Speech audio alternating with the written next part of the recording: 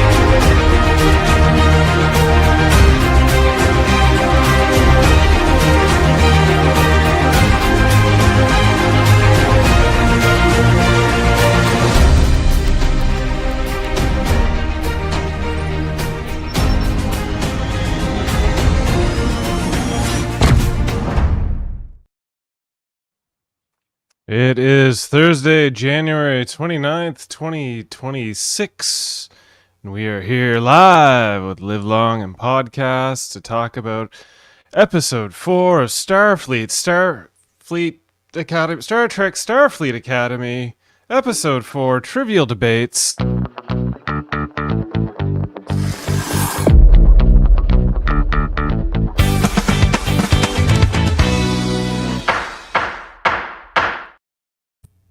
What's that? Second. Oh, I'm sorry. Actually, the episode name is Vox and Excelso.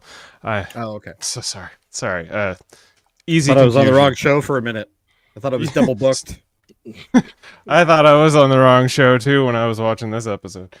My name is Worldmind Chris Murphy. I am here, your host with the most, one of the few that probably looks best with their shirt off in a scene, the shower room scene with a bunch of us if you're all in a locker room. We're here to talk about Starfleet Academy, and I am here joined by two of my favorites of all of our crew. The one and only, always happy to give a jaded but expert and truthful review, Jaemeel Robinson, ladies and gentlemen. Wait, what? Yeah, that couldn't have been my intro. There's no way. Wait, what? I was ready. I was like, Yeah, no. I hello. totally knew that was Jaemeel from the minute he started. I'm a cadet. Hey, yeah. Thanks. Salutations. This is what third. This is the third episode. We've done 3 episodes Live Long for this show, and I've been on all 3. This is like a record, 3 in a row. This is a record, actually. I was going to mention that. I'm like, wow. Yeah, I'm silent partner in this organization. But it's great to talk Starfleet Academy with you all. It just makes every appearance more special, Jaemeel. That's all. Oh. And much like the blue moon of our podcast crew, we've got the one and only Jody Simpson here to What talk exactly about does Starfleet. that mean?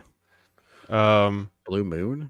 Blue moon. You know what? I'm just winging it. I didn't come in with a script like Captain Dave Mater, who is not here today. I have to admit, this podcast has gone downhill in this last episode.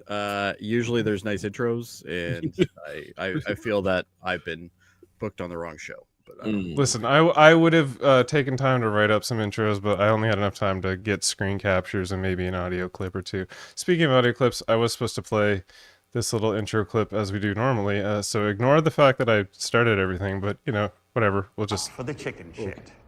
Wait, Excuse me. hang on. Are you allowed... Speech Wrong and one. debate is not for the chicken shit. There you go. Excuse me, are you allowed to talk like that? Like what? Cadet Holloway, know that I have existed longer than your entire lineage. I have earned the right to speak as I see fit. One day, you too may earn that same privilege. But alas, that day is not today. I'm not sure existed is the right word, but anyway. Poor Holloway, I man. mean- He just kind of got smacked down in the middle of the damn classroom. Yeah, so how it is. Anyway, One more person. You have to introduce Cupcake. Oh well, Cupcake's here. She's Our views will instantly just She's multiply. here. Oh, there. I brought she's here to talk about Starfleet Academy. She's the target to my sad emo boy Klingon ship. Yeah. So I just want to say, just based on what you've already said so far, Chris, like I was told you were all about this show. So what's going on here? I think I there's sense some sorrow. I there's a bit of a misconstruction. Construction. That's not a word. Either way, Could be now. Yes and no. Yes and no. I was hopeful for this show, and it's kind of. I think the first episode, specifically, was such a swerve on what I was expecting this show to be. And I was like, oh, this is what this show is going to be. This is going to be great. And then the following 3 episodes have been exactly what I thought this show was going to be, which is, Star Trek Breaker High. Breaker. Wait, High. Yeah. Wait, I thought I was going to be the neutral person. Am I the person who likes the show the most, I guess, out of everyone? It's not that it's not, I mean, it's just, I think I haven't been super impressed with, I guess some of the way the story, it's very plain. Like last episode, I was not a fan. I was not a fan of the last episode. It was like, I get why they're doing this, and I enjoy the fact that they're ripping the Band-Aid off, so to speak, right? That they're basically... This is such a different show when he hosts. I know. I like it. It's all chaos. It is. This is very much. We are captains out of the sea. Dave right now we're is probably exploring. watching on his phone because he's Troy currently on is one in the of- captain's chair. Yeah, he's on a different podcast right now, and he's probably like, "I can't believe I left him in charge." I may or may not crash this into the ground. We won't know. We're gonna find out. But yeah, no. You do blame Troy. Okay, go. Sorry. Yeah. Sorry, go ahead. So, yeah, the show, like last episode, I wasn't a super big fan of. It was like, right. What I was saying was they're taking the trope of high school isms of like our team, our football team versus the other football team, this intrepid relationship and this intrepid relationship. Like they're taking all this teen trope stuff, and I feel like they're ripping the Band-Aid off and getting this stuff out of the way so that hopefully later in the series it's a little more, I want to say we'll be a little more invested in the characters and organic and like exploring the Trek. Though I did enjoy the fact in this episode we were in space this time. We weren't, Wait a on second. San Francisco. We were trekking. doing some trekking. I was a little concerned we would only be stuck on the planet for the whole season. They would make it seem like we would go back and forth and we would just be stuck there. But no, thankfully we were in space. You don't want more bottle episodes? No, that's I think that was probably This little show feels like a parcels bottle to episode. Yeah. why I wasn't a fan of that last episode. Like, I don't, from this show, like, if they start doing away missions like every single episode, I'm going to be like, yo, what are we doing really here? Come on. Let's. The school is a ship, Jaemeel. What do you think's going to happen? They can't do it every episode. But they said they haven't done an away mission really. It's all been on Thankfully. campus. Thankfully. I love this episode. I'm like, a spoiler alert. I love this episode. It's going to get a high mark from me. You all have like 40 something minutes to change my mind. Right? I'm in the Adam chair. I'm not a hate on for this episode. I still at the end of this episode don't care that much about this character, and that kind of bothers me a bit. But Which character though specifically? Caleb? Oh, Caden. Wait. Jaden? Jaden. Sorry. I'm Yeah. like, wait, what? Jaden. Okay. No, everybody calls I want him to say, Jaden, except for himself. yeah, it's okay. The one thing I did like about this episode is they kept calling him Cadet Crag, and I was like, I like him more as a Crag than a Jaden, because Jaden just sounds like Jaden, and it does not seem like a Klingon name folks, to me. We know that the naming convention that they saddled this character with was supposed to be like, okay, we want him to be relatable, right? So how about this? Jaden. And it's Right. like, I like it. Everyone will call him just Jaden, straight up. They'll just say Straighten. Very street. I like it. You know, when we need to like pull back the, you know, the Klingon, you know, type of thing, we go Is this a race Jaden. thing? It is straight up. It is. I'm a white guy, so absolutely. I understand race things all the time. It is absolutely. He's playing for a specific demographic. Honestly, he's like, just like I keep on. It's Caleb Mir, right? Am I right, Caleb? Caleb right? Mir is the main character. Yeah, the Mary Sue of the crew. Jesus, right? At least he's built like a Mary Sue in terms of like skills. His first like 10 minutes of this, guys, I'm shocked by what I'm hearing, especially out of Chris. I'm absolutely shocked. I was told going into this that he is all high praise on this show. Yeah, they kind of mentioned it. Dave kind of mentioned it. Wow. I mean, This was listen, unexpected. I'm enjoying it. I was high praise on the first episode, and the second episode I was like, okay, enjoyable, and then the third episode I was like, okay, this is leading hard into that, like this is gonna be, you know, like Breaker High, this is gonna be 90210, Degrassi, whatever, it's gonna be all that stuff, but I'm on not a sure spaceship. we're even at that caliber at this point, but I'll say that. I don't know, some of the writing, like, I don't know, Caleb says some stuff about like game and all that stuff. Anyway, we will get into this as I break the episode down. Okay. But... Do you like this better than Sequest? No. I love Sequest. That was great. Yeah, Sequest had better writing than this. Like dialogue wise. I don't know. Some of this dialogue just doesn't feel like Star Trek. My high school play had better writing than this. Oh, you guys. I get it that okay, here's my thoughts about this. The dialogue, I get it. They're trying to keep it young and fresh and yada yada. If they told me this was the Tawny Newsome Star Trek comedy, I'd be like, okay, I'm all about what this is trying to be presented. But they're trying to present this as like the next great Star Trek series. Are they? Yeah. They're only one in their books. Yeah, some of the marketing I've seen would lead me to believe that assumption. Yeah, I think it's supposed to be the jumping off point, not necessarily the great new Star Trek thing. I think it's fitting a specific niche.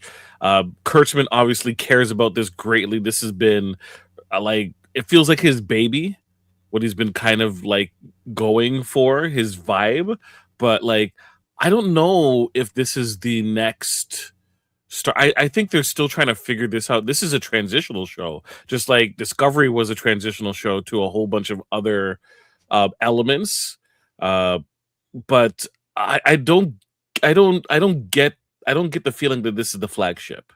Mm-hmm. Okay, so the reason why I say that is because they have two shows basically in the books right now: Strange New Worlds, which is pretty much being wrapped up and they're recording. Which means they only have Starfleet Academy, which means if they're going to go anywhere with Starfleet Academy, they're putting all of their cards behind this show, basically, because this is what's going to carry them forward for the next 5 years, foreseeably. They get 3 more years of Strange New Worlds, and then this, and then at maybe some point we might get the Tawny Newsome Star Trek comedy. Happy birthday, Sam Hagen, for being 22 today. Yeah, way to go, Sam. Happy 22. My son just turned 22 a little while ago. Is Sam your son? I hope not.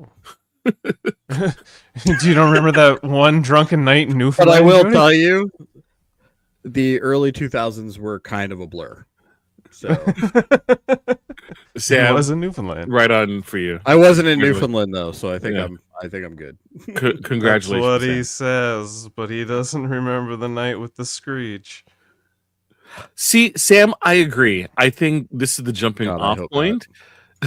No, not in this Jody. timeline. No, Jody. No, I'm not. They should. This is the timeline, and this whole I don't. post-burn thing's terrible. I don't want them to do another original series. I I don't want to see stuff like. There's plenty of time between, But like, why just keep going Voyager forward? and this timeline. Like, We could just keep going there's forward. Why? Why not? What have we gotten?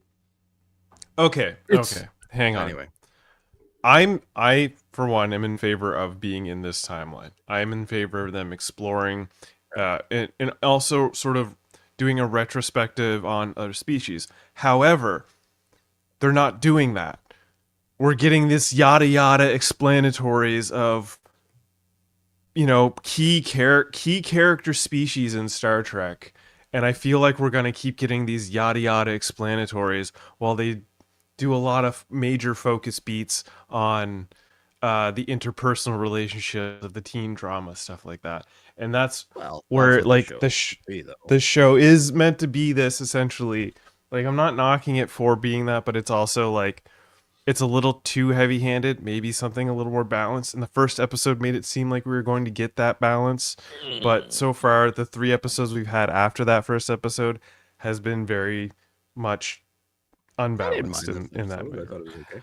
This I episode didn't was like a the- little more in there. Don't get me I wrong. didn't like the first episode that much. Really? really. I thought it was. I thought it was a pilot. That's it. It was a wasn't- pilot. It's a definitely a wasn't serviceable good. pilot. It wasn't a good episode. It was a pilot. A good. I think like, it's decent pilot better episode. than a lot of the Kurtzman era pilots. Well, okay. Here's the thing. I know think- that's not I a high think- bar, but it's still. I thought it was decent. Here's the thing about this Kurtzman era of Star Trek. This show is basically all the things that, like, all the lessons that Kurtzman learned in Discovery, right? All the things that he really didn't need to do that, like, made Discovery kind of unfavorable to a lot of people. And it was this following of a singular character and their story arc, essentially, from beginning to end, and everything was ancillary. When Star Trek is more about the whole cast, it's usually how ensemble, they contribute, the ensemble cast, and how they contribute. Yeah. And That's this actually, I is- think, is- why Picard was also pretty terrible too. So Yeah, agreed. And when they do that, that's what like same with Section 31. Like when it becomes like about a solo character and like a hero character, that's when Star Trek kind of falls apart, because Star Trek's about the ensemble, it's about the teamwork. I don't They're think doing- it's fair to compare this to Section 31. Like, No, I'm not comparing this to Section 31. even using I'm not Section that 30 cold-hearted. Jody, I'm are using you saying that? Are you saying Section 31 was kind of like a Trojan figure? It's like, look, we're gonna make the worst thing that you could ever think of, and anything we make after this, it's only up. It's straight to the moon. I wasn't using Section good 31 as a theory. comparison. It was an analogy. I know, right? I'm saying. So basically, the thing they're doing with Starfleet Academy is they're focusing more on the ensemble, and they're giving everyone their character beats. That's why, like, episode 3 wasn't so much about Caleb and he was a secondary, and I like that. I was like, okay, cool. And it was more of like a REM thing. And then this episode is more, it was based around Jaden and stuff. So I can see them doing that throughout the season, and then building back ultimately up to Baraka's character coming back, Paul Giamatti's character, and the big bad, and then hopefully it expands into a more grounded Trek and less of the teenage fluff, the bubble that these kids are living in. Eventually this bubble's going to shatter, and that's when this show's really going to kick off. For I me. would love to see the viewership on this show. I would love to see the demographic viewership and see like where it's at, because maybe it is like super popular and I'm not aware of this, but like, you know, it's maybe it is actually in the 20 somethings are enjoying this. I don't know. And I that's- don't think you're gonna get accurate, complete numbers until the series is over this season. Yeah, because yeah, there's gonna be people who are just gonna wait to binge, specifically. that's true. Yeah, Mm. yeah. A lot of people do that too. Yeah. All right. All right, well, let's binge some clips and break down this episode, because we've just spent about 20 minutes going in circles talking about the That's no nuances different of than any other if the podcast. show's we good do. or not. Come on, now. We're going true. 3 hours tonight. We're not going 3 hours. I can tell you right now. All right, so our cold open starts with a very beautiful nebula shot, and the Athena just nestled in the center like a rose petal. And our wonderful Chancellor, Mrs. Impossible, is, giving us her log, which I don't know about you guys, but when I was watching this, I found it a little odd. We saw her talking in her log briefly. It wasn't the whole thing. It was briefly enough, but it felt a little too interpersonal. I'm always used to like the captains or whatever giving their log, but it's always like scenery, never of the captain talking. It's always that voiceover. I thought she was And they lay making the an land. announcement. It felt like she was making like a morning announcement, like a principal. But did she go, that's interesting. okay, everyone, clear the bridge? I need to do morning announcements because the bridge was empty in some shots. Well, Oh, maybe she's maybe she it was- just woke up early. it was definitely a Chancellor's log. She mentioned Chancellor's log, so it was definitely a personal log to herself. But yes, she's doing this on the bridge to herself. Nobody's maneuvering the ship. It's between shifts. She's gave herself 10 minutes to do a log, I guess. And they just want to show off this set because they didn't actually build her. Or they did. Yeah, it's a good point. Why? Anyway. It's supposed to sub in as morning announcements. They're presenting, they're using the log as like an address. All right. And then they use the shots of the students walking around like it's happening, like they're hearing it, but they're not really. So they're kind of putting imagery over it. And, if we're thinking of a school setting, it automatically feels like an announcement, but it isn't. Okay, yeah, I see the presentation. My biggest complaint of the Kurtzman era is him and the writers took all the wrong lessons from DS9. They clearly love that show, but don't understand that show, says at EJR87R. I wouldn't disagree with that statement. Well, give me my move along home Starfleet Academy episode then. I'm waiting. Was that not the last episode? I don't know. They're playing a game. So yeah, we get introduced to the doctor introducing his class, talking about the first chain of language and the keys of debate, and that's where we get our chicken shit intro. And as you can see, Caleb is thrilled to know that he's about to be in debate class, while Jaden's about to go into a flop sweat and fall apart, very un-Klingon like. But the kid that was in the Wednesday show is asking the doctor why, you can say things like chicken shit. And he's like, kid, I'm 1,000 years old. Don't even talk to me. Yeah. Jaden's freaking out. Raimi is trying to encourage Jaden that it's all warrior to debate or whatever. And then the doctor gives him a little tap on the shoulder. Teacher interrupts him, and then he brings him up front to talk about debate, and he's like, I will prove that you don't exist, which Raimi's like, wait, what? He's like, that's your best intro, and then, we get the whole everyone line up, and that's when we see Caleb, again, being the super genius that he is, apparently, and he knows all the laws like he's from Suits, and he's just crushing everyone in debates. Oh, it's so great. Open the book to any page. I love that. I love that. Look, the whole Caleb arc, I think it's leading to him getting, the shit kicked out of him.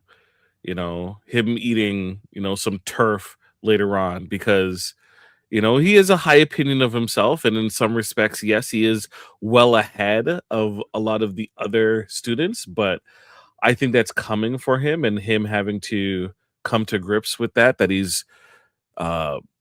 he isn't as hot shit as he thinks he is going to be something that is going to, have to it's going to be a storyline beat. I guess I was the closest to Kurtzman, and I didn't get a chance to. I apologize. Yeah, next time. next time. We'll call Admiral Dama and see if we can throw him out of an airlock. Yeah, I think you're right. Anyway, I think you're right, Jaemeel. I think this is a character that is going to prove time and time again he's going to be getting kicked down. Yeah, and I think that's going to be his personal journey at Starfleet Academy, and I don't know if I like that idea. He's a new Worf. He's going to be the new Worf for a bit. Worf didn't have anxiety and cold sweats all the time. Oh though. I'm talking about Caleb. Oh, Caleb. Caleb okay. later on is going to be running into stuff, and Yeah. he's just going to get totally sideswiped. Yeah. right?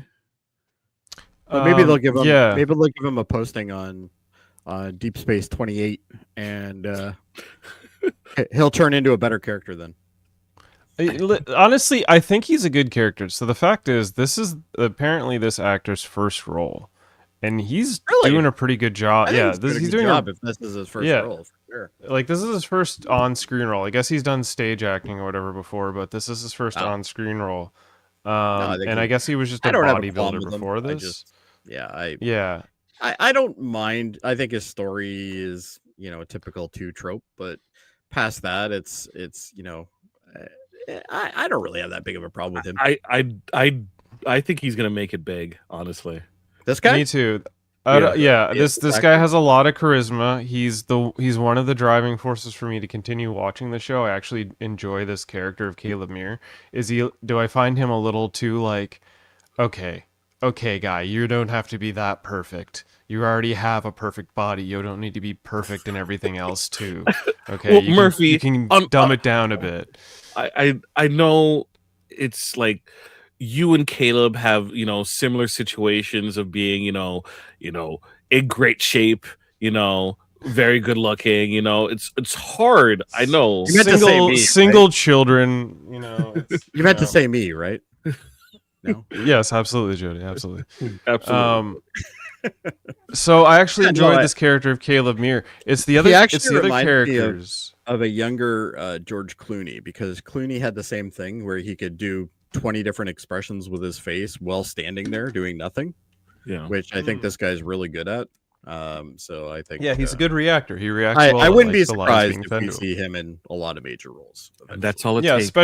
especially after this. After like 2 seasons of this, they're gonna start I'm opening. not up sure more this is films, what's and then, going to be selling everybody, but No, I think it's going to I be think the it's loop around. So Yeah. like he's going to like be in some big movie, and then all of a sudden it's like, oh, we can't wait for season 3 of Starfleet Academy, or it's the And it Starfleet gets Academy season. This is I don't think once he makes it big, I don't think they're going to cancel the show. I don't think The he'll thing make is, it where the show gets canceled. But from what I've gathered, is generally in the acting community is catching Star Trek is like a big thing. Landing on Oh, Star Trek is a absolutely. big IP to get. So for him to sort of come out the gate with that in his books, it's gonna open some Hell of a doors to first him that start. right. It's gonna open some doors to him that may not have been there previously.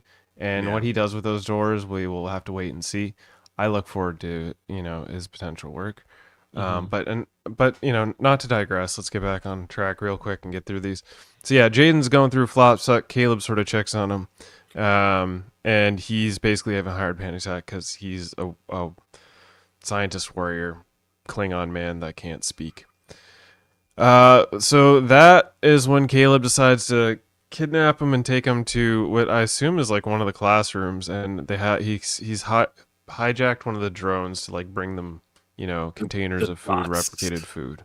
is it And he gives really them some- hard to walk over to a replicator? Like, why is this a thing? But anyway. I mean, And I also, they play a game where they literally teleport people like that. You're telling me you can't just teleport some replicated food over to them? Like, I think they're supposed to eat in the cafeteria, right? well, Which that- we haven't necessarily seen. this is And theoretical. so it's not that they couldn't replicate the food, is that they're hiding in a classroom.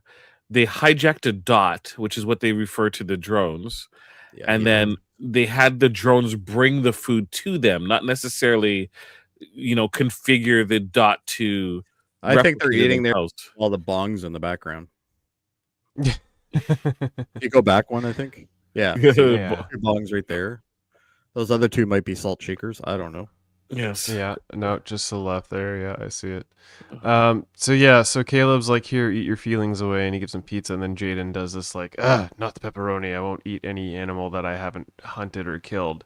And then he's like picking pepperoni off, and this is a continuity that bugged me because he's picking pepperoni off, saying he won't eat it. And then he's like, what? But it's, the best part. And then he's spitting out the pizza that apparently he won't eat. What are we doing here? I'm not a vegetarian, but I'm pretty sure like if the meat was already on it, that would be a problem. So, but I guess I he's don't not. think he's a vegetarian. He's No, not a he's- vegetarian though. He says he eats meat and stuff. It's just he has to kill it. So he's like, Well, all not right, even well, Because you doesn't see he in all the like- flashbacks, he he- doesn't kill anything. he doesn't kill said- anything. Yeah. He doesn't say that it has to kill it. He says that he won't eat anything that or any meat that hasn't been caught and killed. Yeah, basically hunted. He's not eating meat that wasn't hunted, so So he's unless not it's down been, for So it the doesn't need to be process. hunted by him. A free range salami, and he has to shoot it or something. Yeah, he won't eat, factory meat, but he'll eat venison if it was like, from the forest or whatever. Gotcha. Yeah. Very yeah. naturalist. Yeah, exactly. So Caleb's like, well, I got you this like super gawk stew. I forget what it was called. EJR87 says Caleb's actually one of the only reasons I keep watching the show. I like this episode, but I think the Klingon stuff should be in another show. I don't know what other show that would be. I know this Klingon stuff was going to happen. It happened quick. I'm glad they got it out of the way. They're probably not going to reference this again for the rest of the season. Oh, I because they hope just they laid do. down. They'll probably come back to like his brother or something. He might like catch up with his family or something to that degree. But they have to do that because Jaden is basically one of the only like aliens in the main crew of the students. Like there's Genesis, sure, and there's Remy, sure, but they all kind of look human at the end of the day. There's nothing like really He's the super outsider. alien defined about them. He's the one that like looks most like the outside because he's got the Klingon like head. And the other thing about his Klingon look is he looks more Klingon when he had the full beard. When he's got this like short beard, he looks Yeah. a little too human. Yeah, I was gonna mention that because Um, like when you see the flashbacks of him 15 years ago or whatever it was, I Yeah. think he looks way more badass then. Yeah, I I don't think agree. he's necessarily looking badass. So What's that? I don't think he's necessarily trying to look badass. Oh no, I don't think he is. I just think there's just Klingon his awesome. natural look. Yeah. Yeah. So yeah, Caleb offers him this like super gog stew, whatever. I forget the exact name, but he doesn't want to have it because it's warrior stew, and he's not a warrior. And then that's when he gets the message he needs to go talk to Chancellor Invisible Woman, and he gets the message that something happened with assuming the refugee planet that the Klingons were on, and potentially his family could be dead. And then you get the sort of like flashback of him laughing with his family around a campfire. Well, But yeah, So there was a Klingon ship, as it says there, that held a lot of the remaining or all of the Klingon houses, and Yeah. that ship crashed. That was the incident. Taurus 7. Yeah. So Taurus 7, and everyone's like, we don't know the fate of the passengers. Probably a lot of Well, them dead. you're also wiping out pretty much all the houses at once, right? Like it's Yeah, that How would big basically was that devastate the ship? entire. Yeah. Klingon. Well, okay, this is a part of this is the yada yada of the Klingon history. Is like, one, where's Kronos? Two, why are all the major houses on one ship? How big is said ship? How many people died? Like, there's so many. Like, is the ship a Battlestar-esque ship where there's tinier ships inside? Like, they made it seem like in the Well, and she's flashbacks, like, "We'll his let you family know had a once-" smaller ship. yeah, We and- know, and- right? And Yeah. the captain is like, oh, well, once we find out what's going on, we'll let you know, which is coming up in a scene. But we don't really ever get told. Like the whole Yeah, well, episode, something we happened to don't know what Kronos. happened. Yeah, Something what happened to else? Kronos during the burn. Well, the right? burn blew up Kronos apparently. Right, and that meant that a lot of the empire was extremely fractured and displaced, and now they're basically going from planet to planet as refugees, Mhm. right? And so they're kind of battle starring it Yeah. from what and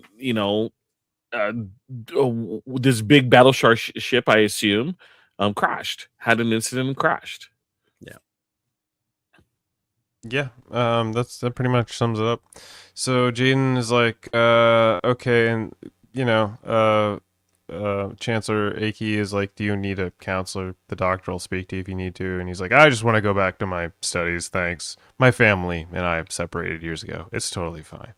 And then he sort of gets this like stunned look, and that's beginning of the credits. Then we get our flower petal intro, which not a fan of this intro. This is one of the weakest intro songs for a show. I don't ever. like the song. I think the visuals are interesting, but The visuals are interesting, but the but song after you is see so it once, soft. it's like meh. Yeah, like I'm down to skip it, and I I need a generally second, I need do. a second Intro. season update. I need a second season new intro. Yeah. Second season, give us Oh, a new maybe they intro. will. You know, who knows? I think what they should do is just give us a different intro each season, like it's an anime show. You know, that's That would be how they should do this. That would be cool. That would make it different. Everyone If I would be can, down. if I can figure out a show based on just seeing the intro and which intro it is, like for instance, Scrubs. I know every single intro they have for that, and there wasn't that many, but they did change some things. So I kind of know it from that, and other things as well. But Yeah, they should do the same with this show. So this episode was written by written by Guy Violo and Eric Anthony Glover, and directed by Doug Aronofsky. Aronofsky? you're gonna butcher it either way. Just move on. Yeah. Aronofsky. Anyway, we're on Krios Prime 60 months ago. We're getting the flashback of Jaden and his brother. Did anyone catch his brother's name? No, I'm just here to react, dude. Okay, well, the Craig family. The technicals we ain't I think he called him Cog or something like that. Anyway, Cog in so the wheel, James- of course. That's classic Kurtzman writing. He's like, his name is Cog.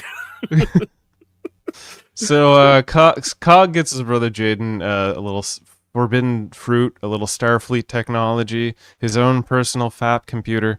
And that's where Jaden's sort of living with that memory. And then he sort of gets interrupted when Sam and Genesis are like, "We're so sorry about your family. We can help you if you need anything." He's like, I don't need any help."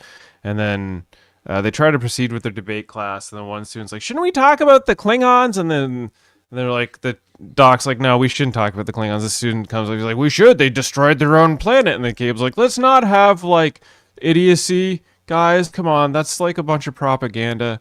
Jaden's clearly disheartened by everything. He gets sort of short-tempered with everyone and is like, "No, let's talk about this.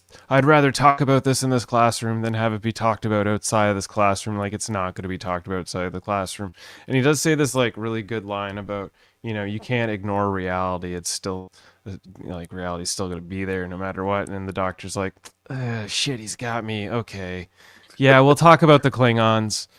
And then we jump to Chancellor Mrs. Impossible and Zadie Vance, and he's coming in via hyperlink to let her know we found a planet just like Kronos, like it's same habitable thing, it's everything, but Klingons, they just don't want to take it. And then for whatever reason, they're 1,000 years in the future and they still can't get past DSL friggin' internet connections. The Zoom call, the 3D Zoom call was needs to be resumed. They're probably using Teams. Yeah, If they're using Teams, this makes perfect sense. Absolutely. So yeah, the whole. So I can feel we? like okay, 1 second. They need to stop doing this visually. I think if they want to indicate somebody's a hologram, all they have to do is change their voice, make it a little more digital sounding, and get the idea. He's or clearly just make a the audio hologram. go a little in and out or something like. Yeah, something. But we don't need this like visual, like throw on a glitch transition real quick. Like it's cold. It's done. We don't need it anymore. It's Kurtzman. But yeah, that's Kurtzman. So Vance basically is like, "Hey, listen." He's like, "Hey, listen, we've got an idea, though. We just need an in, and we thought we'd call up your ex-boyfriend." And she's like, "My ex-boyfriend? What do you mean? How'd you know about him?" And it's like, "I've been reading your 400-year file." Yeah. Which one? Right. Which one? Which one of the She's like Klingon 400 houses? some odd years old. Like, Yeah. she's probably had many. Well, he said the guy's name. It was like Boromir or something like that.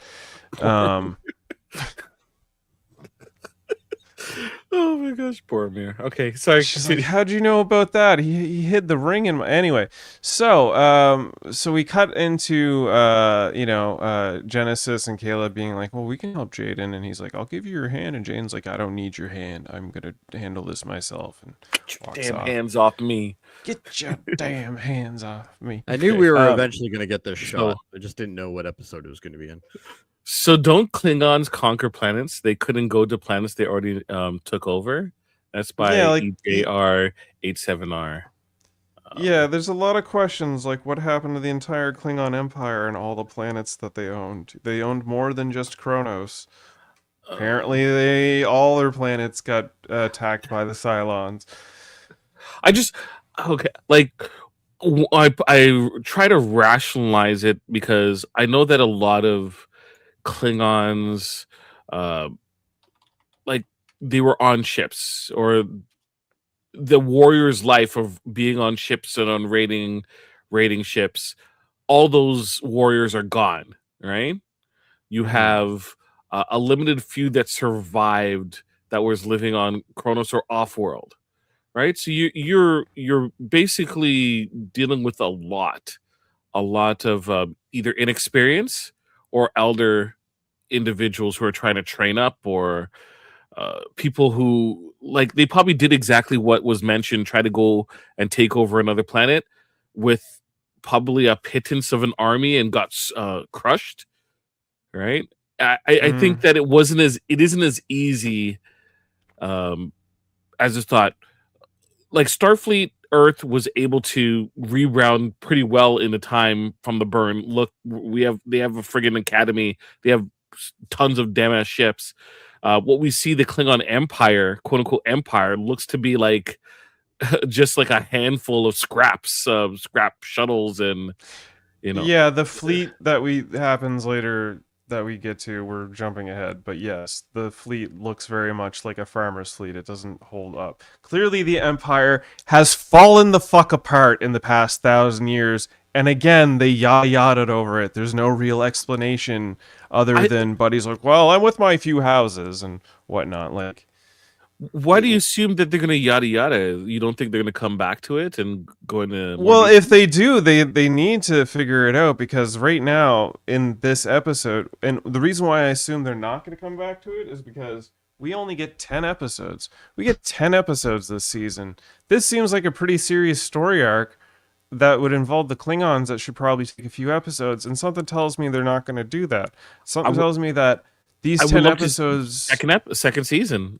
Sounds like a total... I mean, sure, second season, but is it just going to be second season in one episode, and then we're going to get like another 10 episodes where it's Strange New Worlds-esque, and like each episode doesn't quite follow up? Like what? Like where's... I don't know. I don't want to digress too much. I keep digressing so much, and we're still under an hour, Murphy. We're doing well. I think we're only like 10 minutes in this episode, though. Yeah, that's what I'm saying, dude. We haven't even gotten past let's move on. fucking Lonely Boy's broken heart syndrome about his family being killed or whatever the fuck it is.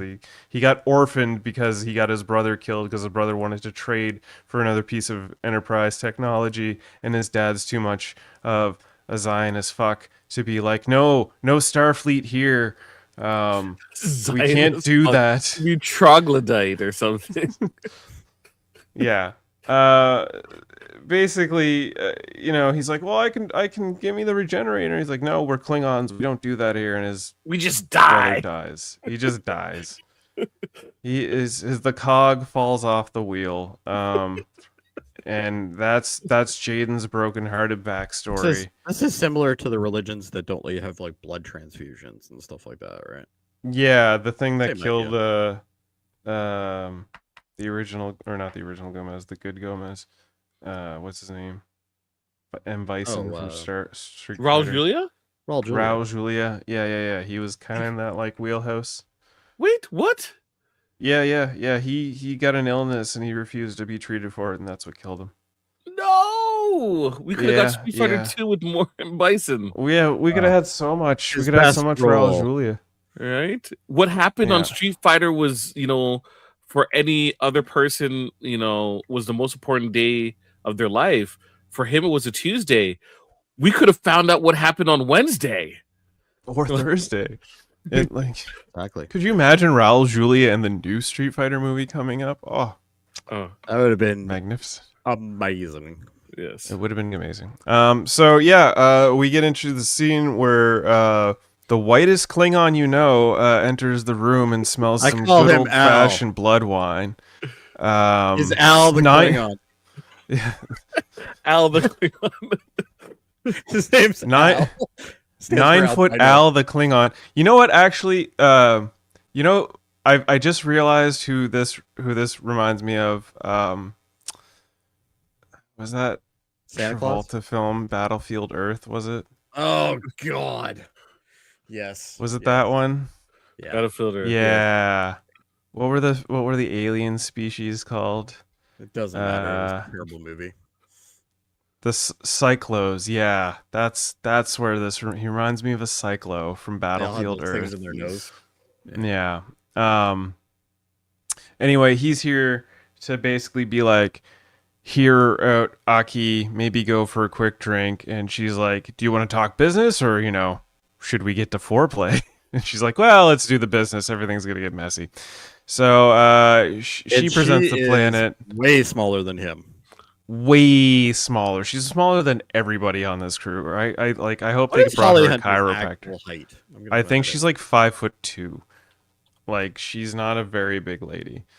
But yeah, her this whole scene is basically her presenting the planet to him to bring it back to the thing, and he's like, no, we cannot take your 5'2", you're right. charity. Yeah, we cannot take your Starfleet charity. That is not our way. We have to conquer things. And they keep saying this throughout the whole episode.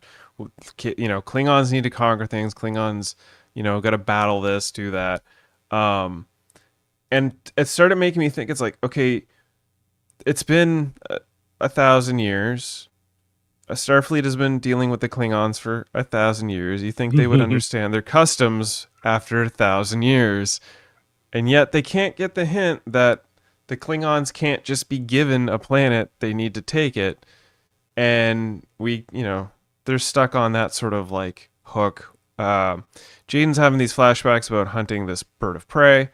He doesn't want to shoot it because he wants to honor his brother. He wants to honor his brother by basically not killing and going after the science. And his father freaks out, misses the shot, freaks out some more, kicks the little toy off the edge. It breaks. Jaden, again, mulls this over and it keeps having panic attacks. And then Remy comes in and kind of molests him into breathing his way and centering himself. Okay. in It wasn't this just weird me. alien thing. This is very awkward. This was the heated rivalry moment of the episode. I mean, this was like, wait, what? And I'm like, is he gonna kiss him?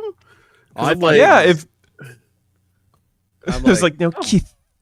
this is unexpected. Okay. It was very unexpected, and I was like, is this why Remy was like challenging him because he was trying to hit on him when we first saw him? Is that what that was? What's He wasn't Kyle actually trying to gonna be say? a bully. Yeah, what's Kyle gonna say? I Kyle's wanna pretty know. interested. Poor Kyle. I mean, yeah, are we gonna get a love triangle between Remy, Kyle, and Jaden? Like, is this what's No, gonna Kyle happen? will destroy them all. We'll see. We'll see how this goes. Kyle will have the pick of the litter, I'm sure. But yeah, I'm starting to re-look at their first interaction a little bit, and I'm thinking maybe he was just trying to flirt in the most Klingon way. So yeah, Jaden sort of leans back. He's like, "Whoa, not maybe about that. Maybe, I don't know. I'll think about it." And he thinks about it, and then we cut to the big debate scene. The Doc is introduced as the headmaster.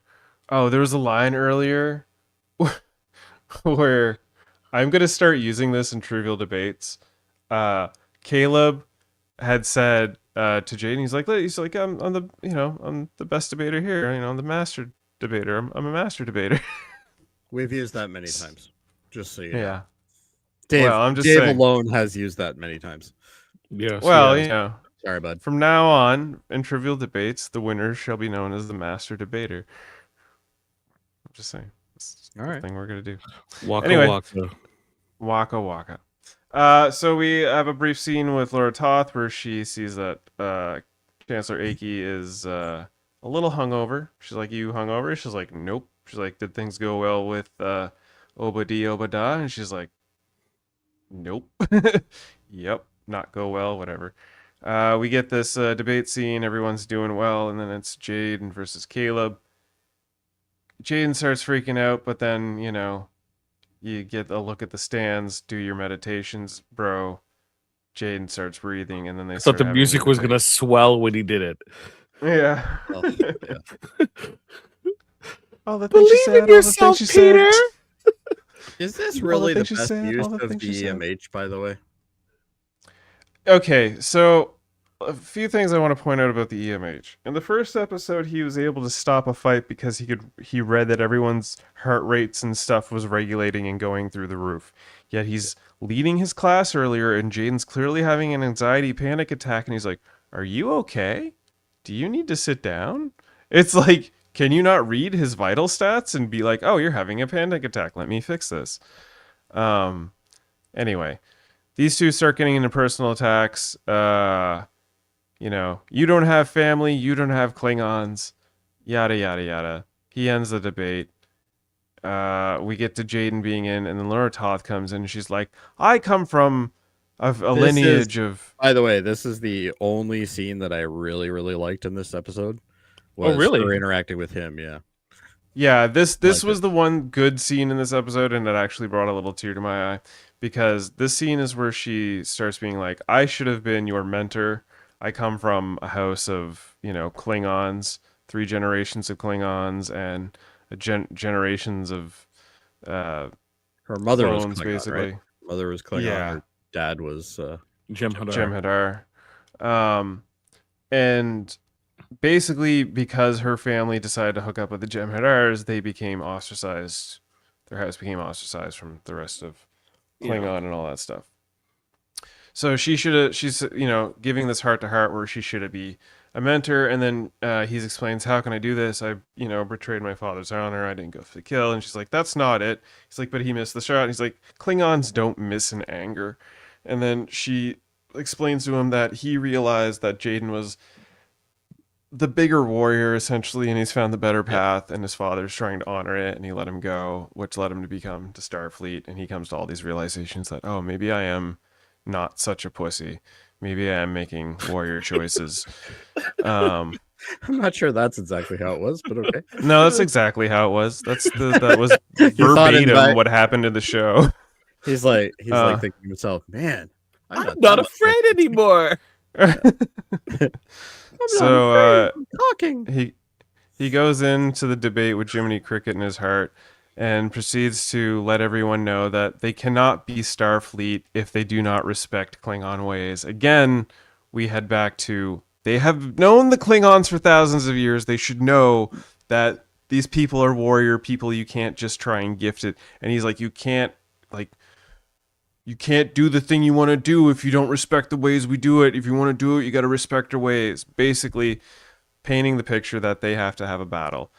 Yeah. This was the coolest scene in the episode, when the saucer section of the Athena just sort of lifts up, does a 180 turn, and then shotguns off into space with one of the coolest. Did you want it to be like 5 more minutes, like a like motion picture or a original series where the music just swells and it's like?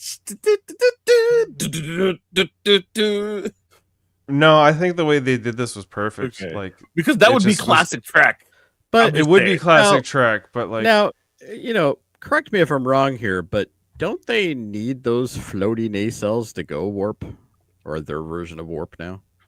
maybe this is like short drift warp, and the nacelles in the back of this thing can do it. It's kind of like the Defiant, maybe. All right. Yeah. I thought this was. I think majority of the type. Majority of the school is in the Yeah. actual ship, and Yeah, like like that is clearly. their Yeah, battle. this is their version of the captain's yacht, right? Yeah. Like it's Yeah. it takes off, gets It's- away it's from the- the main yeah. ship. Yeah, it's the main saucer section. They can go do battle. I don't whatever. actually hate this ship that much. Like, I know that it gets a lot of hate, but I don't really hate it that much. I don't think know. just Everything it's I've read terrible. about this, everyone likes the design of this ship. I haven't really read. Oh, any really? Yeah, hates. I've Yeah. only seen mostly negative about it, but But yeah, to further your point there, Jaemeel, about how there would be music rising up and it would be classic Trek to like warp off with a crescendo and all that stuff.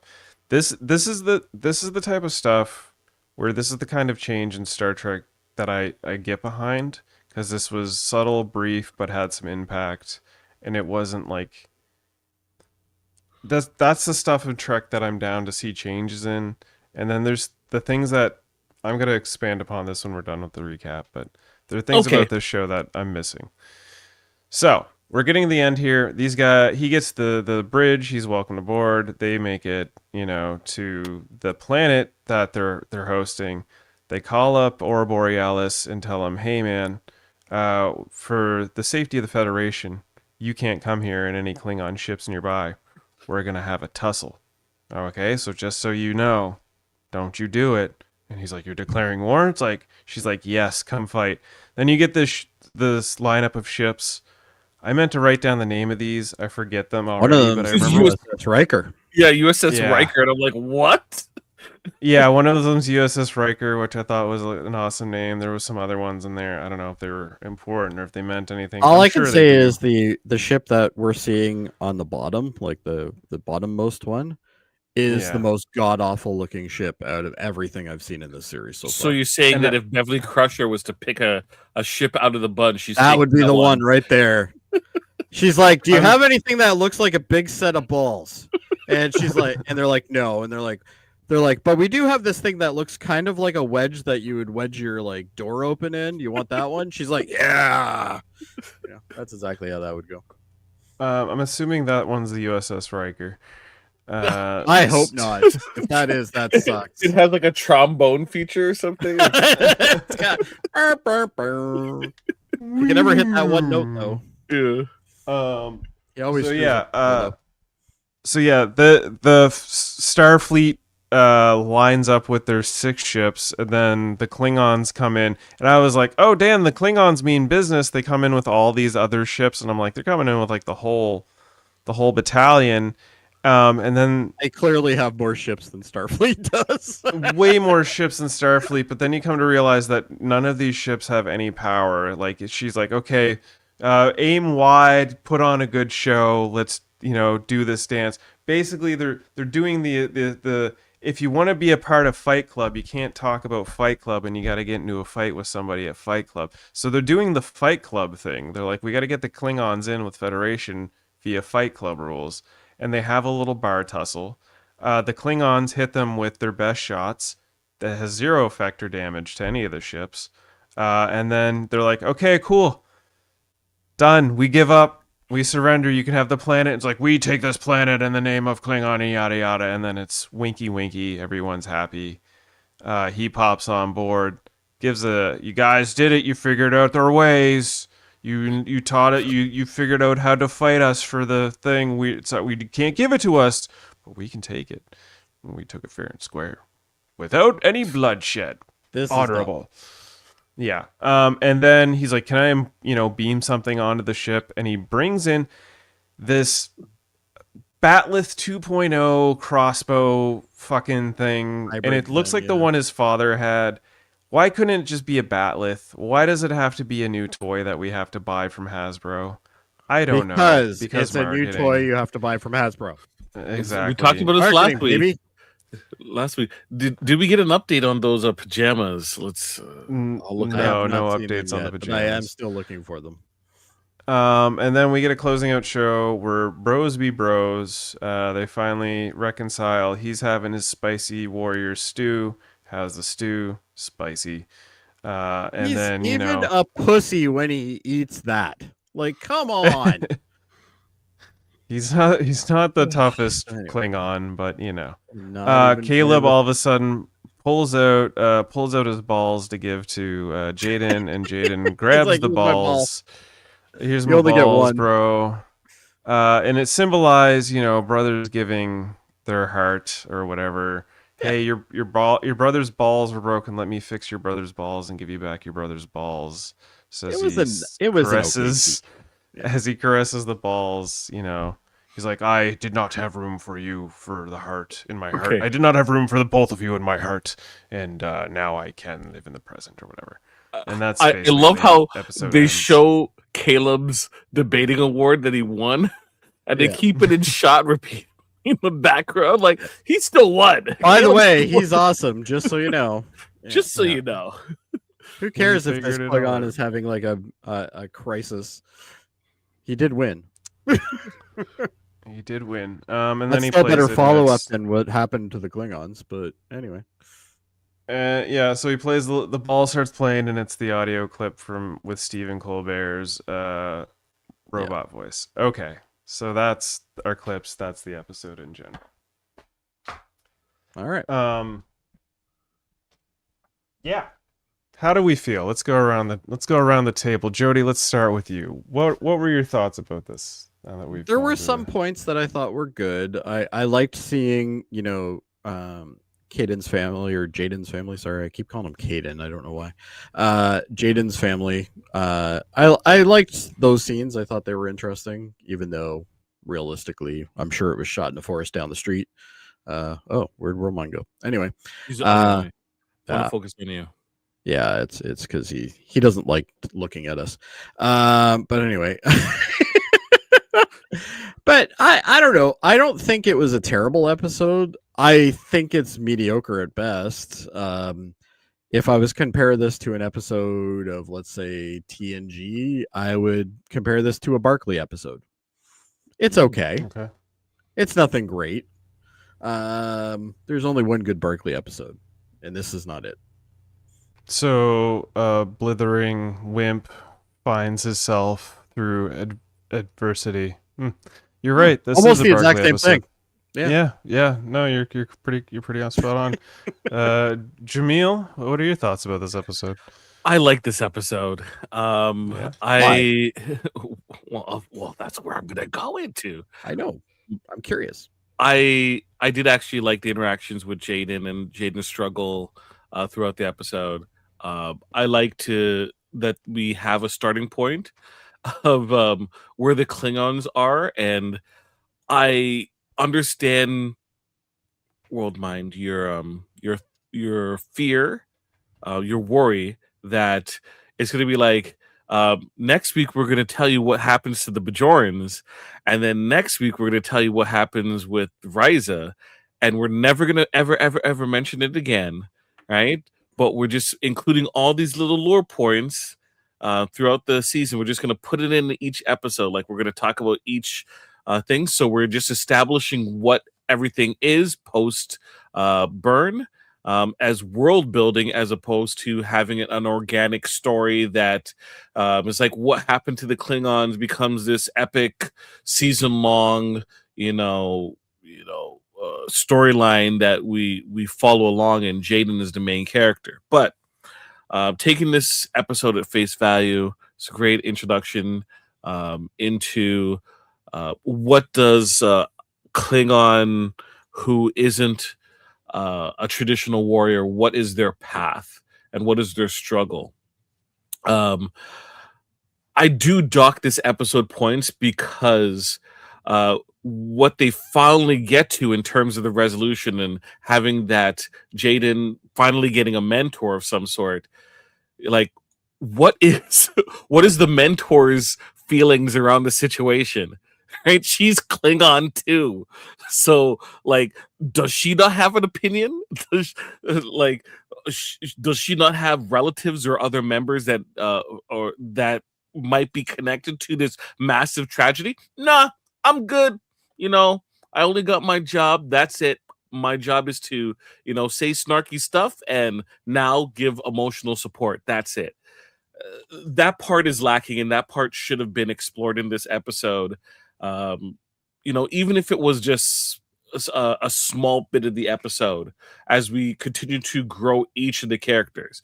Every single character has to they're all equal parts of a story, especially if it involves. So when the Sam story comes along, is the Doctor not going to be featured in it except for a 2-minute scene where he gives keep your chin up, buckaroo sequence? We will feel cheated, right? So in that part, that's the part I felt cheated of this episode. But overall, I like the story. I will argue to people who feel like the acting is bad. I don't think the acting is bad, right? I think you can have general conversations about what they're being told to say, right? But I think this episode specifically spoke to me a lot, and I like the episode a lot. All right. Murphy, what do you feel about this episode? Well, before I get in mine, Mike Elmore says he just finished watching the episode and loved it. Sam is still their favorite character, and even though she didn't have much time in this one, and Talk said her family renounced her Somebody vows, has still to fight explain along to me Al- why along Sam- with the Jem'Hadar, but still, that doesn't necessarily mean that she does not have any skin in what's happening to the Empire. Somebody explain to Klingon me game. why Sam is a good character, because I keep hearing this, but yet I don't see it. I don't get it. I think She's I fun. think it's her joy. Is of she? fun. Yeah. No, she's lame. Yeah, like she's supposed to be autistic coded, and they're trying to play it off as cutesy bootsy, and it's not hitting for me specifically. I'm hoping that when they do have the Sam episode and explore their path that led them to Starfleet and why they're there, I'm hoping that's going to add more weight to the character, and maybe I'll find a bit more investment into Sam. But yeah. I don't think anyone's acting terribly in this show. I wouldn't say that. It's just some of the writing is a bit it doesn't feel like Star Trek in the sense that if you look at like TNG, Deep Space Nine, Enterprise, to some degree Lower Decks, and even Discovery. Well, this is where this starts falling apart, is Discovery and Strange New Worlds. The dialogue is, although rigid, there's that scientific feeling, that sort of how do I want to say, trimmed feeling to the dialogue. You know, there's a lot of technobabble to it, but the technobabble also works as exposition to general storyline. And there's basically Starfleet is space navy. They're the navy, but they're in space. They're not the military, but they're basically the navy, right? And there's always been that regiment of captain this, yes sir, ma'am, all that stuff. That has dwindled a lot in the Discovery era. There's a lot of shortcutting in the dialogue, a lot of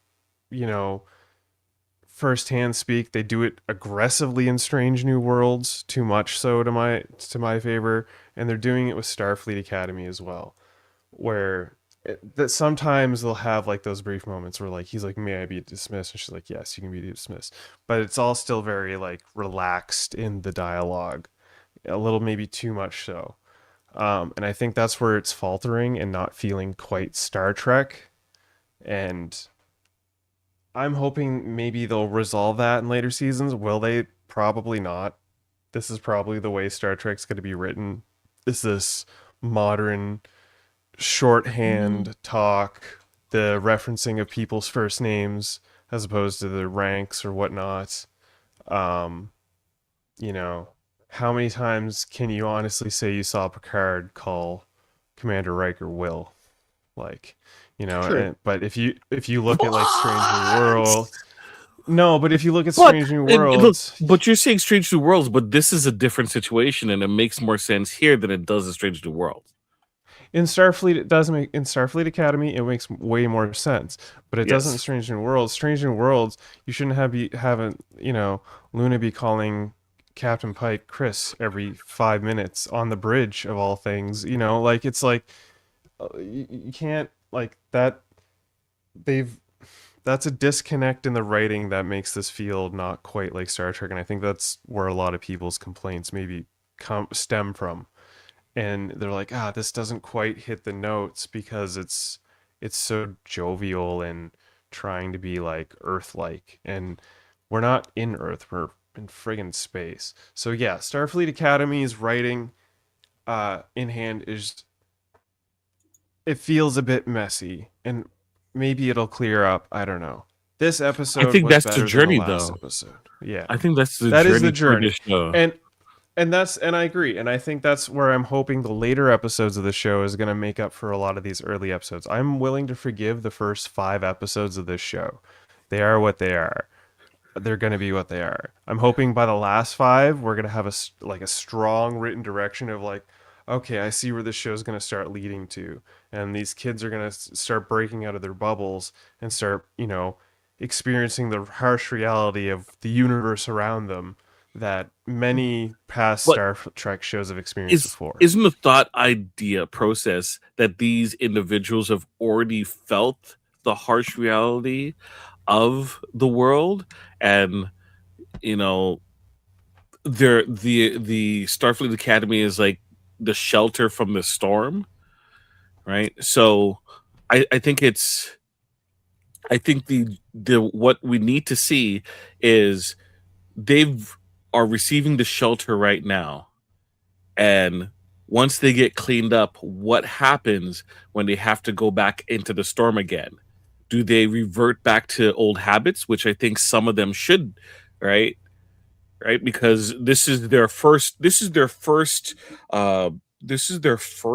attempt or first experience with organization of structure and rules, and you can beat that into someone's head, right? But you don't really know if it clicks until they're pressured outside, where the only thing that they will have is the structure they were taught and the rules and the organization, right? And I think it would be a great thing to see.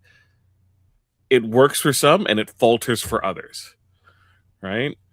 I know I have a lot of hope for this show. I have a lot of hope for a lot of shows, and I can see what it could be. Does it get to it? We'll see. Yeah, we'll see. I'm trying to be as nice as I can about I this. think you are. I've never seen anyone I know being it's not unfair. Like, I don't think anyone's being unfair. Everyone skepticism.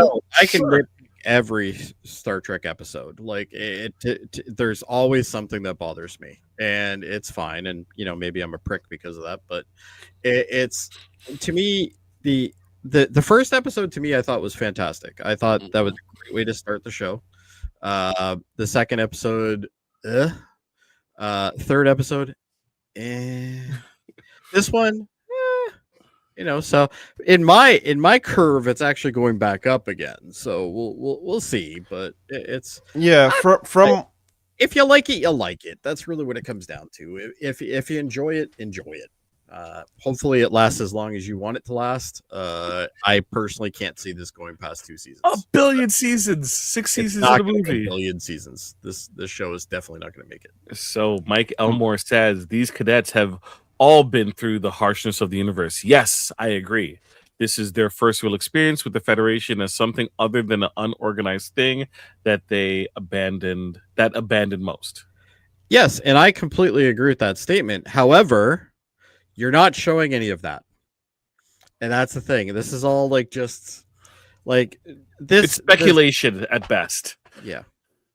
And that's the problem, I think. The no burn pressure, is writer's room. I have a lot of faith in you. I think the burn idea, I actually kind of like the idea of the burn. I don't like how it was done, but I like the idea of a universe catastrophic event, not just to one planet or one solar system. Literally the entire universe had this problem. So it's I like it, and I think you could really develop on that. And I think having 2 kids who went through high school during COVID and had to deal with all those challenges, I think we could do better in this. And I think that's kind of the problem that I have, is that I think we're glossing over things. I think actually Murphy was the one that said that the most during this, was like, let's just keep mentioning something and then gloss over it and don't come back to it. And that's the thing that bothers me about that, because the thing I like about Star Trek, and I think that's one thing that a lot of people like about Star Trek, is the lore, the backstories on these characters. Like Worf, even though I don't think Worf is a great character, he definitely improves when they give him more information. When you get more information about Worf, he's a better character. And with this, Jaden, I think Is he a better character after this? I think he is. I think we understand Yeah. him a little bit more. Okay, but is he a great character? Not yet. Maybe he will be, though. We don't know. We don't know what's going to happen. Maybe he gets bullied and he turns into like some hardcore asshole, and who knows, right? Like, we don't know. And I'm as I said, and I know I keep repeating myself, it sounds like a broken record, but I know this isn't made for me. I get it. I'm not going to be harsh because of that. I'm trying to judge it for what it is, and I think it right now I'm sitting at okay to so that's where I'm at right now, but it hasn't completely destroyed itself like I thought it would by the 4th episode. So Well, from my understanding, so a lot of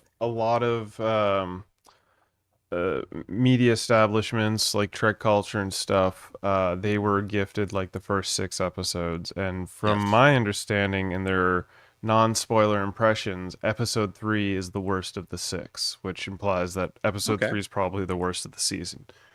And if that's the worst of the season, yeah, I think the that's- 2nd episode was actually worse from an episode viewpoint. okay. I don't agree with that. I didn't mind episode 2. I had questions, but like it was weaker compared to the first episode. But yeah, the bell curve is very much doing this one. And Well, and there's nothing wrong with that though, because we all take things like this differently, right? So Yeah, okay. exactly. Sorry, I'm gonna jump in and play Jody with this. Mike Okay. Elmore says it's the 4th episode. TNG by the 4th episode was still not really that developed, but absolutely, as we talked about last episode, Mhm. it's the 4th. That was the 4th episode of a 26 episode season. This is Yep. the 4th episode of a 10 episode season. Very Yep. different, and expectations should be different as well. yes. Jody, And that's and it's This and is that's also why this is also a series that has the ability to take 2 years to release a season, which is kind of what they're doing nowadays, or at least a year and a half anyway. And if you have a year and a half to focus on 10 episodes, I expect them to be pretty good. Like, because yes, TNG first season, a lot of garbage in there, a lot of garbage. And I totally get it, but you're also writing 26 episodes in a 1-year time span, and you have to produce all of those all within that time. Network TV is a whole different ball of wax compared to and compared your to- So it could budget be gets slashed. Like, special effects got a little bit too expensive in episode. so your 13, next so episode has you to gotta- suck. We're rewriting episode 22 because we need to make it into a more of a expect- model episode. If you're going to give me 10 episodes a season, I expect a much higher bar to hit. And I'm not saying they're not hitting it. I think they aren't totally, but I think they're hitting it in some levels. I think there's some okay humor in the show. There's more humor in this show than some of the other Star Trek shows for sure. But obviously not Lower Decks, but some of the other stuff. I just think, yeah, and I understand that philosophy that people are saying, oh, it's only the 4th episode. It's only the 4th episode. You can't excuse the fact that they've had like this is the first season that they've been working on for 2 years. They've made 10 episodes in 2 years. Now, yeah, there's special effects and stuff. I get that, but No. I don't. They finished the 2nd season, didn't they? They finished filming. no, the they're second? filming the 2nd season. They're filming Okay, it right here's the now. thing. Here's the thing. We are getting at the end of COVID production timelines. Just now, I'm we're tired just that getting fucking out of it. here. Because I've seen a whole bunch of shows that were produced during COVID that were fan-fucking-tastic. So you can't tell No. me that is the reason why. I'm not saying it's about the production of the show or whatever. It's about the timelines in the productions. When COVID first happened, there was almost like a 6-month shutdown in the Absolutely. productions of everything, right? Yeah, this show And- was just in Kurtzman's balls at that point. He wasn't making anything on this yet. So right, but we can't even use that. after it, right, but even after that first 6 months, productions took another 6 months before they really got full in swing. Sure. Right. So a lot of Okay. shows like that, they needed to get a lot of the production that's happening, all of that like delayed production is starting to like be done with. and they're getting into more regular productions again, which means the timelines of shows is no longer going to be 3 years apart. It's getting to more like a year apart now. Sure, And that I might think be the that's case. going to be the case from now Let's on. see when they release the second season of this show, because we know I they're bet almost you- done. Bet you dollars think to it's donuts they're going to release the second season of the show in January 2027. I think so too. I doubt it, but let's see. I hope. I mean, so. if they're I think they that would be already great. have. Why do you doubt that? Why do I doubt that? Because Yes. one thing that we've seen time and time again from this generation of Star Trek, and the production of this generation of Star Trek, whether it be before COVID or after COVID, still had that problem. And look at Picard. Picard, what was the timeline in between those seasons? Like, I think it was like a year and a half or something, right? Yeah, but that was during COVID. Part of it, yes, absolutely. Not all of it. I'm just tired of it, and I'm not trying to attack you or anything, Murphy. I No. know that you know more about production than I do. I will stand by that for sure. I just feel that when you have something like this, when you control all of the aspects of the production, that includes schedules, timelines, everything. Do they? Okay. Yeah, they absolutely do. No, you're they still belong to Paramount. And Absolutely. No, Paramount probably gives them a hard target and they have to hit it, right? And I totally get but that. Paramount's probably also like hold off on things or go ahead, or like Paramount's is in upheaval right now. Absolutely. Right. So Yep. I don't think that's necessarily fair, but still continue your point. I apologize. Yeah, no, I appreciate that point. And yeah, I get that. There's always going to be some sort of red tape or something that they're going to have to deal with. I get that. Okay. I'm just saying that when you have a 10 episode season that you control the streaming on, realistically, or Paramount does, because Paramount, at the end of the day, it's their fault because they allowed it to happen. Right. So either way, still their fault. That's not necessarily a Kurtzman issue. That's a Paramount issue. Right. But I feel if you're going to sit here and you're going to tell me over and over and over again that I need to be more relaxed on this because, they have a harder time with production, blah, blah, blah, blah, blah. Yeah, but they also don't have network level 26 episode seasons that they used to have to pump out a ton of crap really quickly. You shot an episode in 5 days. It was edited for 3, and then they started releasing them. You know, like Yeah, and then the writers' strikes happen for good reason because people are being overworked out the asshole. Yeah. So Right? tell me why, out of all the Star Trek series, why this one has to have like 18 executive producers? I don't Anybody? think it does. Does it? Absolutely. Go have a look at the executive producer count on this show. Ooh, It'll let's blow look. your mind.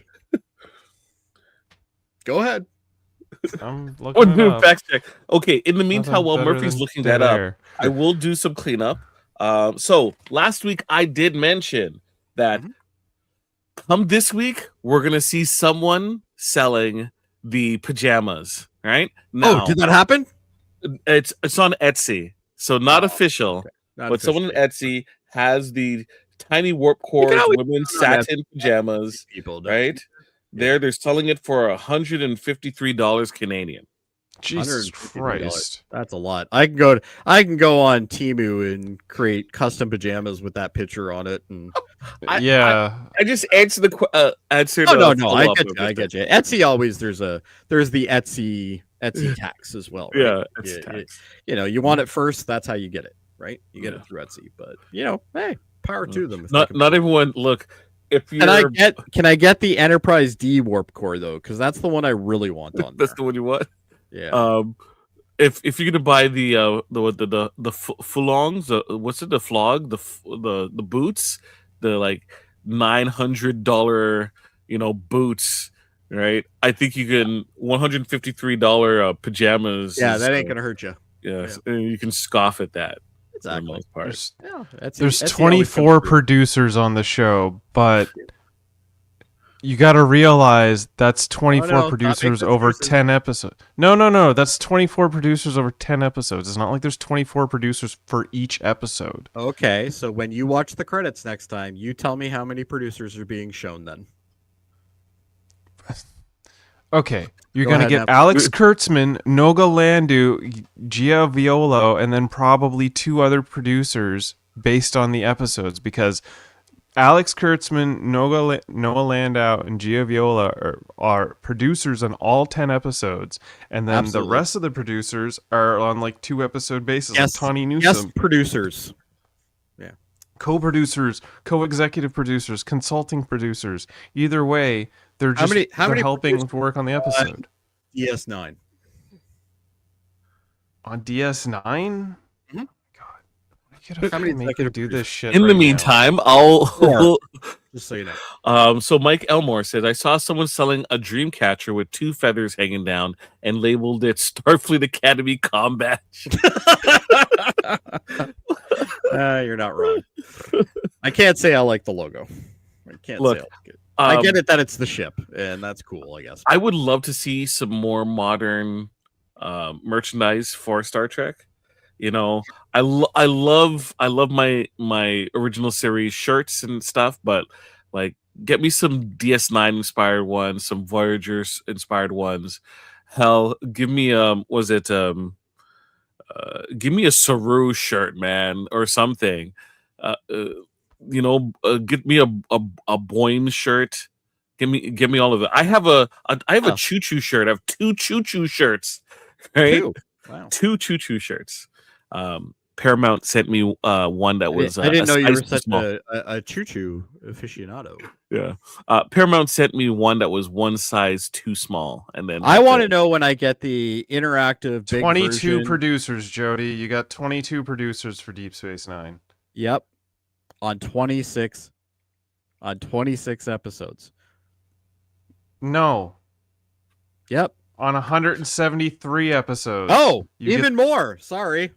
You get Nick Berman, Peter Larson, Steve Oster, and Ira Stephen Bayer for 173 episodes, and then the Yep. remaining producers on certain episodes count. Like James Crocker was a supervising producer for Yep. 26 episodes, and Christine Cox. I don't was know what you're an trying to associate argue producer here, for but 10 it's not episodes. working. I don't know what you're trying to argue. What's the point I'm of trying not to talking tell about you that producer there is codes? way too many fucking cooks in the kitchen on this show, Oh my as God. well What as do you there has been fucking on every other. mean? kitchen. There's not. How can there Oh, be too many absolutely. cooks in the kitchen?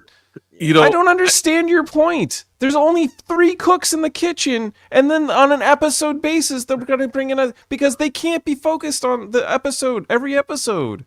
10 Like episodes and they the- can't be focused on them. All right. Get it. oh, this is You true. realize Make- they're filming the episodes at multiple times, right? They're not just doing this one episode at a time. They're filming like multiple episodes at the same time. Sure. Yeah. Absolutely. So this is what's so your fucking cool. point about producers then? What's the matter if there's 24 producers on 10 episodes? Where's the mathing? I'll Okay. explain it later then. Okay, What, so no. You're gonna explain to me right now. I need to understand your math behind this. What does 24 producers working on 10 episodes? Why does that make a difference? Jody, do you want to think about your answer before you answer it? I can if you want. Do you have something to say? So Mike Elmore writes, my favorite piece of merch is my TNG era Bluetooth comm badge. well. It pairs with my phone and I can answer and place calls by tapping it. Jody, I continue. so wanted that. I really wanted that hard. No, the reason why I'm saying these is executive producer's point, and it's something that has happened not just to this show. It's actually happened to a lot of shows. Whereas you start getting different producers in for different episodes. I totally get that. Okay, that does happen in every series. The problem that I have is that if you want something to be consistent, you have to have a decent amount of the exact same thing. That is the whole definition of consistent. The thing that we have in Kurtzman era Star Trek is we have a lot of this way, then this way, then this way, then this way, then this way. We don't have consistency, and that's something that I have a real hard time with this series. Not this actually series that much compared, because I've only had Just 4 Kurtzman's series. most of Kurtzman's stuff, yes. Okay. Now, the only exception to that, I think, is probably Lower Decks, because I think Lower Decks did a really good job keeping things consistent and keeping things to the same par, the same level. But even if you look at this curve, which it's not really fair to judge it by 4, I agree. Okay, because especially if you're telling me that they've received 6 episodes and the reviews have received 6 episodes and the worst one was last week. If you're telling me that, I have very high hope. Okay. So maybe it's going to get a lot better. I don't know. But it's just to me, producers are something that when you have to add that many producers, there's something wrong because the show itself should flow. And if it doesn't flow and you have to have that many cooks in the kitchen, you got a problem. And when you see a lot of the shows that fail in later seasons, such as, for instance, Game of Thrones, lots of producers in the last season. And that was the reason that I think the consistency just went completely down. And I'm worried about that because when I look at the credits for the show, podcast. What's that? Keep going. It is a That's whole other podcast. But and let's not get too far into it. But what I'm saying is when you look at for instance, the opening credits of this show, there's more credits for executive producers on this show than there is actual cast in the credits. That blows my mind. Absolutely blows my mind. And I don't think that should ever be the case. But anyway, I can get way deeper into this, but A, I don't think you're there yet, Murphy, and B, it's too long. I don't think you're there, Murphy. He'll meet you at the finish line. One day you'll get there, Murphy. I get it. Oh, fuck you, buddy. You know what? I'm fucking with you as much as I can here, honestly, and it's working. You know what? Well, as we've said time and time again in this episode, time will tell how this show goes. I think we've succinctly placed our opinions so far as things are going. That being said, I like Mike's thing here. Man, I didn't know this was going to turn into Doctor's Debate Class Redux. Yeah. I still want to know why the doctor's doing a debate class, but anyway, that's a whole other thing. Well, yeah, because he loves speech and he used debate to justify his existence. True. So yeah, where are we? Right, points. We're gonna get into the points of things. Jaemeel. Dave gave it a 6.0. Dave I gave actually it a would have thought Dave would have 6.0. liked this more personally. Dave. Oh my gosh! All right, I'm gonna give Jaemeel, this. where you at? I'm gonna give this an 8. Giving An this 8? an 8. Wow. Yeah, it would have been higher Jody. if they did what I asked them to do. What'd you ask them to do? I didn't like that. I feel bad. I haven't learned everyone's name. The second in command, number 1. Oh, Laura Talk? Laura Talk. Yeah. Talk, If yeah, they Talk. if they did anything with her feelings about the situation that happened to the Klingons at all, like just a scene. That's all I wanted. And not getting that, I felt was a major I think I'm getting the right amount of her. I'm actually happy with what they've done with her so far. I agree with some notes I've heard where she's coming off a little one note where it's like she's always yelling, but I would say in these, at least the last half of the last episode and this episode, less yelling, a little more grounded. Her face. I think we're gonna get more of her. The Jaden. Yeah, the face to yeah. Like that's. I think if we get more of that from Laura Talk, she's gonna be a great character. Jody, what's your score for this episode? I'm gonna do. I'm not gonna go 8. I can definitely tell you that. I'm gonna give this. I'm gonna go 7.3. Ooh, I thought it was definitely getting a 6.5 from you. No. I think this was. A solid Trek episode. I don't think it's anything amazing, but I think if I'm judging it based on all the other ones, then, which is what I like to do. I like to only judge the episodes that are based on these. But with that, yeah, I think that's where the place is. I think it's better than Beta Test, and it's definitely better than the episode last week. Yeah, I wasn't a fan. Yeah, I would echo. It's definitely better than the last episode. And yeah, I think I was high on the fresh episode feeling, so I'm actually gonna bring Beta Test down to a 7, and I'm gonna give this one a 7.5 Because, yeah. Which a 7.5 is respectable. I think that's an okay episode. I was entertained for the most part. It's yeah, I was entertained for the most part. Like there were some lines that make me chuckle. I liked sort of Caleb's, bit. Mike Elmore's given it an 8.2, and the IMDb community where's it is right giving now? it. It's only released today though, so IMDb. Yeah, it's probably going to be like a 6.5. 6.3 right now from the IMDb. 6.3. Yeah, it doesn't surprise me. So we are averaging the people who are going to 6.2 pitch the most for are always the IMDb. ones that are putting the reviews in right away, right? So it's like, yeah. In a couple days, it'll probably even out and probably bring it up a little bit, I think. Yeah, let me see if I can find the reviews for episode 3. Did IMDb rate the first episode 6.4? Yeah, the entire series is getting review bombed. A little bit, yeah. I don't buy the review bomb crap that I always hear. For 6.3 this series for the first episode, yeah.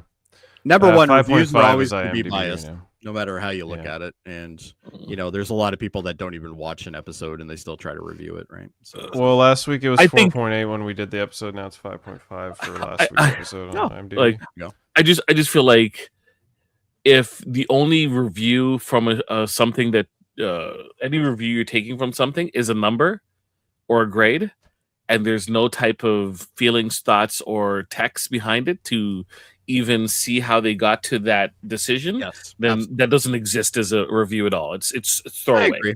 I agree. And You got to back up your points, even if you don't. Even if they're not liked by people, you still got to back them up. And Like if you I'm give not us- the most liked person on this channel for sure because of some of the stuff I say, but in reality, I love Star Trek. I'm passionate. I don't know. Jody, I don't think anyone has gone on a tirade to point you out, and specifically not in this series.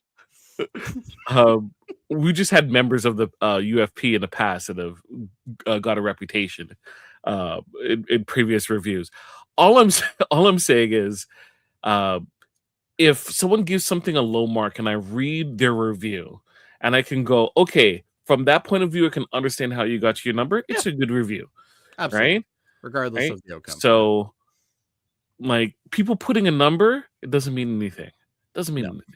Which is ironic because that's just what we did. But well, we talked about it for about an hour and a half before we do it. I made that vein in Chris's head blow up a bit too. I thought that was fun. I needed to understand the math. It wasn't mathing, okay? No, all right. Let's wrap this up. We've been at this for almost we've been at this for 40 minutes longer than the actual episode of the show. Par for the course on this channel. Par for the course. This isn't even the 3-hour two-parter. Like, come on now. Yeah, we really should have broken that up into 2 episodes. But either way, well, that's neither here or there. What you can find here and there, though, is you can find more reviews of Live Long here at Live Long and Podcast. I believe we're back to TNGs on Monday. Yeah. We just recently did. Next one is Captain's Holiday, I think. Yeah, I think we recently did Allegiance just past Monday. And then, Captain's Holiday next. We also did, in case you missed it, Radio Theater of Galaxy Quest, which was a lot of fun. I'm looking forward to our next Radio Theater. Ooh. Battlefield Earth. It better not be. Really? I swear to God, I am not going to go on that. It better not be.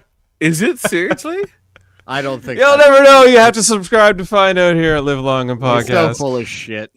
If we do that, I'm quitting this channel. I'm just telling you that right now. There's no way you're going to get me to watch that fucking movie. So I guess with that, you know where to find us. I'll leave us with this end clip that Mike says he's not subscribing anymore if we do that. Well, I'm keeping Mike personally because I like Mike. I like his comments in the chat all the time. So you know what? If Mike says we ain't doing it, we ain't doing it. It's that simple. So there. All right. Well, executive decision. Let's warp out of here before everything crashes and we're on Battlefield Earth. I'm gonna play this audio clip to take us out, and then Hopefully I wasn't the worst host for tonight's episode. Next week we'll hopefully have Captain Dave Mater back from his away mission. If you want to see old Dave Mater, you can go check him out on Hey Did You See This One as he reviews Face Off with Yeah, they're probably hosts. still. There's probably you think this one went long? That They one's probably going just start longer. talking about the movie right now. They probably did just start talking We'd about the movie with We'd Jason probably Phillips finished and, before them if we did. and Stephen Waters. Yeah, they're talking about that. So if you love Face Off, go check out Hey Did You See This One. With that, we're taking our faces off and ending the show. Maybe the trick is not to let go of the past, but to let the present in.